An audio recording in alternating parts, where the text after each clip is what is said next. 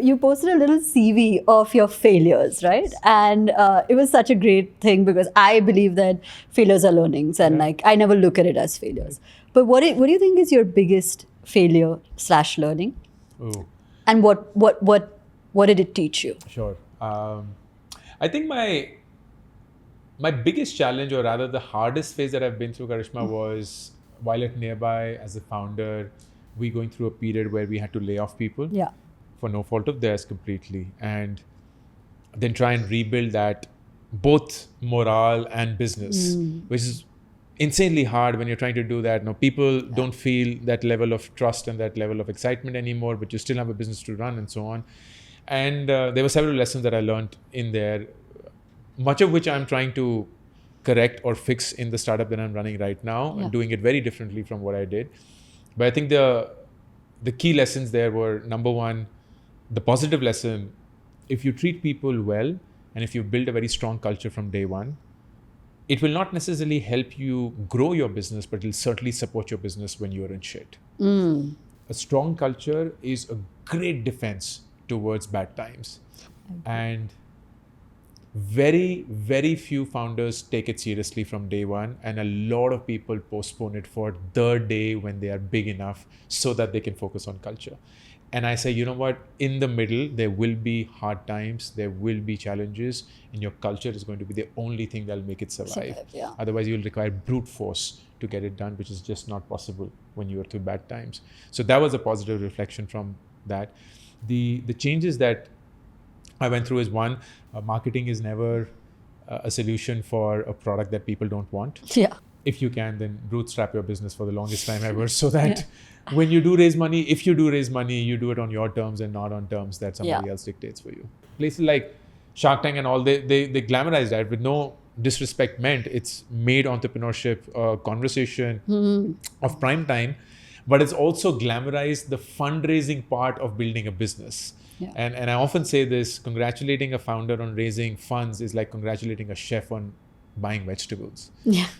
It's the start, bro. It's like you still have to build that dish, sell that dish, make it worthy of somebody to say that it was awesome and for them to come back again. So what advice would you give people who are looking for ways to overcome their failures, right? Whatever they may be, in whichever context. It's not even just in the work environment. You go through it every day. It is inevitable that you're like constantly balanced in terms of personal, professional, health, fitness.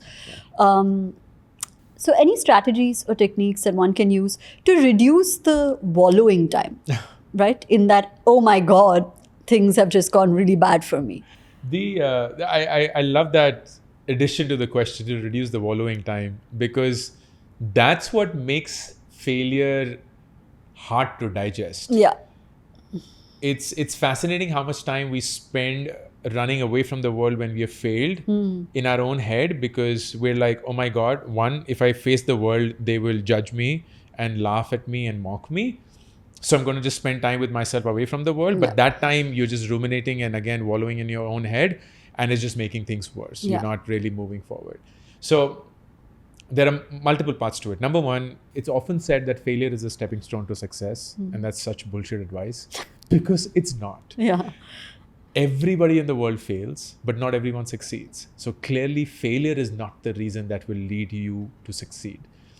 There is something between failure and success that makes failure lead to succeed. And for me, that is reflection. You have to reflect on the failure that has just happened. And that will mean intensely sitting with yourself and evaluating, where did you go wrong? Like, what belief of yours did not turn out to be true? What belief did you not have that you now know is true? And just make sure that you don't repeat that same mistake again. Unfortunately, in the Indian culture, we either run away from failure, which is like, don't ever fail. Or if we do fail, we just ask people to quickly move on. Like, कोई बात नहीं, बड़े-बड़े देशों में छोटी-छोटी गलतियां होती रहती हैं. Move on.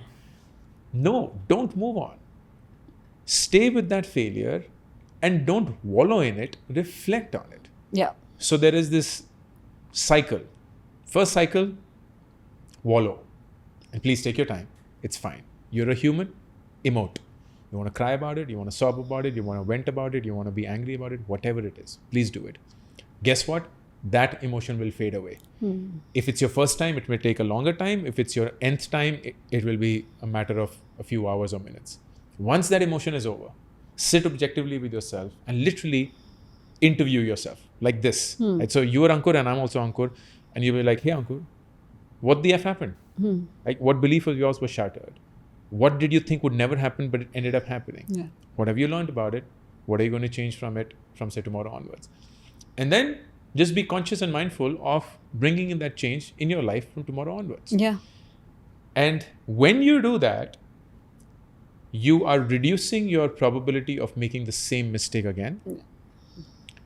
And you're increasing your tenacity to be able to face another failure. Because you know that anything that now happens is going to ultimately give you direction of what not to do or what to do more of. And then you're not running or scared of that failure. You're just simply saying, I wish I don't fail, but if I do fail, it's not the end of the world. You have an appetite for it, basically. And I often say this, failure is like a muscle. You have to build it. Yeah. So a lot of people, how do we get comfortable failing? And I say, the best thing that I can advise you is do something on a daily basis where you know you will fail. But the cost of that failure is very low. So go to a mall and ask people for 500 rupees. You will fail. Yeah. It's quite likely people will not give it to you. Why? But you will know how to react to that in that moment. Yeah. Like somebody may just ignore you. Somebody may push you away. Somebody may call the cops on you. Somebody may physically threaten you, whatnot. But you will know how to react to that in that moment. Go and ask your boss for an initiative of just like, no, I want to take charge of the next stand-up. And I want to lead that and do it as against you doing it. It's possible that they may say no. But at least you raise your hand and ask for something. Yeah. Smile at that stranger in the office elevator that you never do. And just wish them good morning. It's possible they will ignore you. They will just look through you. But at least you will know how to react to that failure in that moment. Yeah. And it just builds that muscle. You just keep getting comfortable. And the next thing you know, the bigger failures are like, okay, yeah, nothing will happen. Yeah, it's biteable at that point in time. It's just by the way. Yeah. Yeah.